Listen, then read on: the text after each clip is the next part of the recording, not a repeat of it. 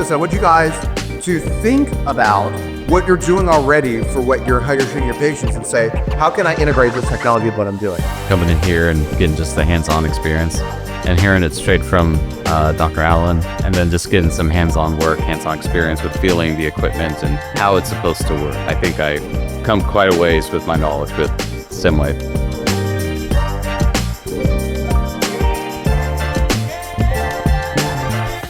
We just received our StemWave, so we were a little hesitant to try to use it, and so being here and in this group setting has really allowed me to learn more and make me more comfortable with being able to use it and get going with it right away.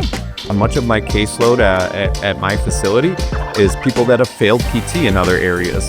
And so I end up being their last resort, and we get them to a very specific spot, and sometimes they just need that extra little technology just to get them over the edge. And something like this is definitely going to help a lot of people take that next step forward in their health and wellness journey.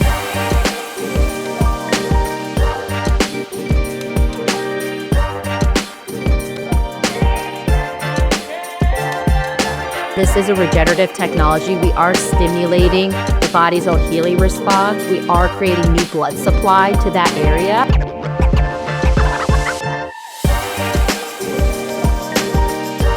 Being at this training, he went way more into the science about it and talked about the studies and really the research behind it to say how it can give you that regenerative effects, and not just in just the knees or just the elbow or that kind of thing. That he kind of went through the whole body and showed us how there was different research articles.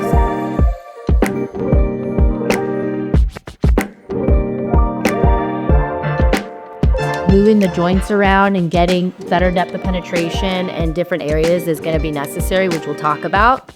But treatment times are pretty brief and the results are good. So it's a good combo.